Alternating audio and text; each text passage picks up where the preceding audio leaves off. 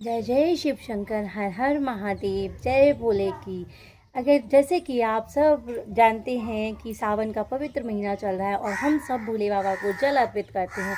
अगर आप भी जल चढ़ाते हैं तो ये वीडियो आपके लिए है। लास्ट तक आप ये वीडियो ज़रूर देखिएगा। बहुत ही ज़रूरी बातें आप लोगों को बताने वाली हूँ जो आप लोगों के बहुत काम आने वाली हैं। तो शायद ये बातें आप नहीं जानते हैं, जानते भी होंगे तो मैं आप लोगों को बता दूँ कि बहुत सारी ऐसी बातें हैं जो काफ़ी लोग नहीं जानते हैं। तो प्लीज़ लास्ट तक इस वीडियो को ज़रूर देखिएगा। शास्त्रों के अनुसार माना जाता है, शास्त्रों में बताया भी गया है कि जो भगवान भोले शंकर हैं वो बहुत ही भोले भगवान हैं।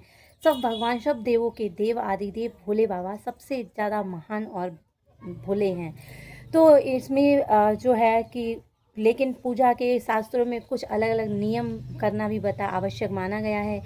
कई बार श्रद्धा पूरी होती है, लेकिन जानकारी के अभाव में ऐसे लोग गलतियां कर बैठते हैं जिनसे पूजा का फल पूरा नहीं मिल पाता है।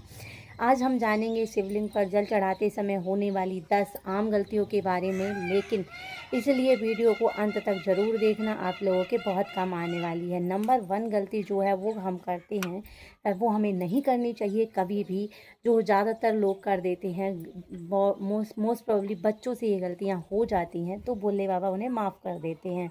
तो पहली जो गलती है वो ये है, पूजा से पहले शरीर और मन को शुद्ध विशेष महत्व माना गया है। यदि संभव हो तो स्नान करके स्वच्छ वस्त्र पहनकर भगवान शिव की पूजा करें।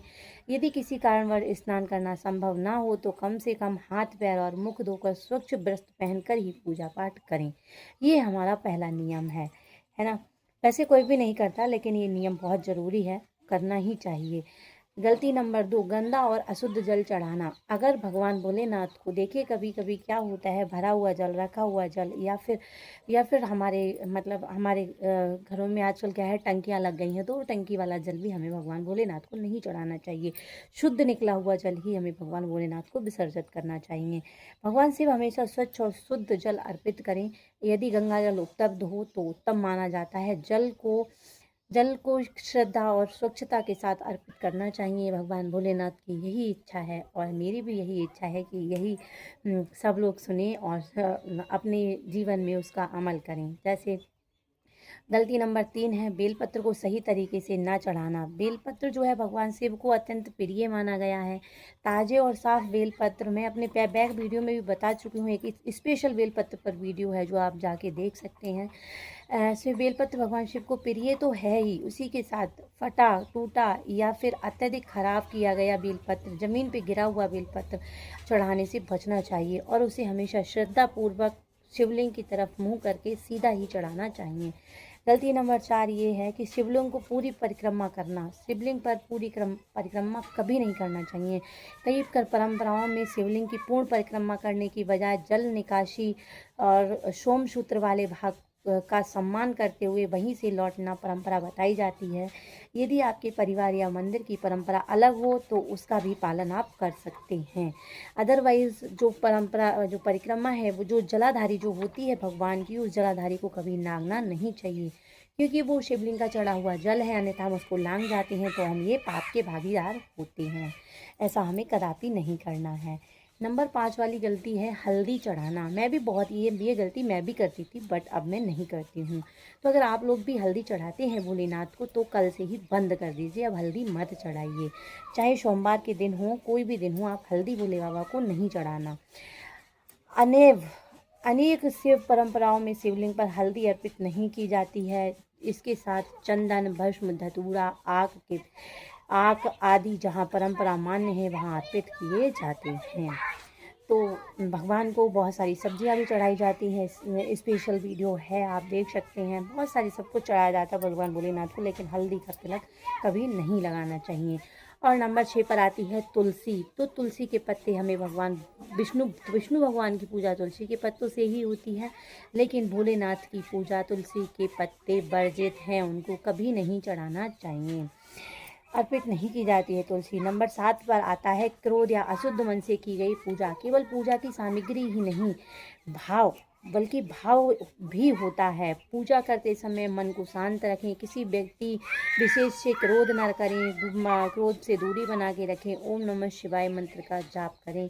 ये सबसे बेस्ट और उत्तम उपाय है हमारी गलतियों के लिए। नंबर 8 पर जो आता है वो पूजा में जल्दबाजी करना। पूजा करें शांत मन से, सुखी मन से, अच्छे से पूजा करें।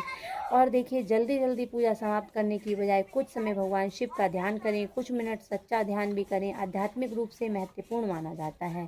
देखिए भोले बाबा के मंदिरों में अभी सावन का महीना है तो बहुत भीड़ चलती ही है, तो उसको भी दो नहीं कर सकते हम, ज़्यादा देर हम पूजा नहीं कर सकते। मंदिरों में तो क्या है, धक्के से गए और धक्के से बाहर, तो ऐसा हमें अपने घर पर ही पूजा करनी है, भगवान भोलेनाथ के दर्शन करने हैं।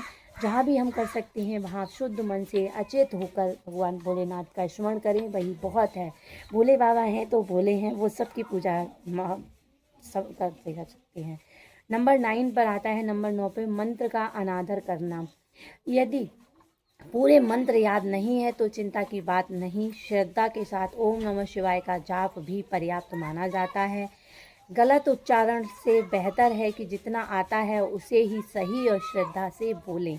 कुछ लोग क्या करते हैं, नहीं भी आता है फिर भी गलत बोल रहे हैं, उल्टा सीधा बोल रहे हैं, तो वो नहीं करना है। ओम नमः शिवाय ही आप जाप करें, बहुत ज़्यादा अच्छा है, वो आप सबके लिए बेस्ट है। ओम नमः शिवाय का जाप आप कर सकते हैं। ज़्यादा बड़ा जाप अगर नहीं कर सकते तो नहीं करिए, लेकिन आप जो भी जितना भी बोलें शुद्ध और स्वच्छ ही बोलें। गलती नंबर 10 जो है, भगवान की पूजा में ज़्यादातर लोग करते हैं और हो भी जाती है, अनजाने में ही वो गलती हो जाती है। पूजा के बाद भगवान भोलेनाथ का धन्यवाद ना करना। पूजा समाप्त होने पर भगवान शिव को प्रणाम करें, उनका आभार व्यक्त करें और परिवार तथा सभी प्राणियों को कल्याण की प्रार्थना करें। क्योंकि हम जब सभी प्रकृतिवासियों की कल्याण की भावना से पूजा करते हैं तो उसमें हमारा कल्याण छुपा रहता है। इस वीडियो का जो निष्कर्ष है वो ये है, भगवान शिव को भोलेनाथ कहा जाता है क्योंकि वे सच्चे मन, श्रद्धा और भक्ति से शीघ्र प्रसन्न होने वाले भगवान हैं।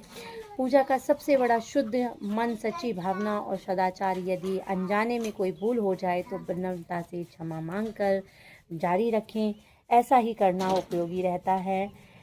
कि अगर आपको यह जानकारी उपयोगी लगी हो तो केवल वीडियो को लाइक शेयर करके अपने परिवार और दोस्तों के साथ साझा जरूर करें और कमेंट में एक बार श्रद्धा से लिखें, हर हर महादेव। ध्यान दें, इस विषय में कुछ अलग अलग शिव परंपराएं, क्षेत्र और मंदिरों की भिन्न हो सकती हैं। वीडियो के उल्लेख होकर वीडियो जो मैंने बताया है वो आपके गुरु, स्थानीय मंदिर और परंपराओं के आधार पर कुछ अलग हो सकता है ना। तो ज़रूरी नहीं है, अपनी परंपराओं का भी पालन करें, परंपराओं का पालन करें। अपने स्थानीय जो आपकी परंपराएं हैं, जो गुरुओं के द्वारा बताई गई, आपके परिवार के द्वारा बताई गई जो आपकी परंपराएं हैं, उनका पालन करना भी ज़रूरी है। उनको भी हम निरादर नहीं कर सकते। तो इसी बात के साथ हम करते हैं वीडियो का अंत। और जय जय महाकाल, जय जय भोलेनाथ, ओम नमः शिवाय के साथ वीडियो का करते हैं अंत। मिलते हैं फिर नेक्स्ट किसी वीडियो में, तब तक के लिए जय श्री महाकाल।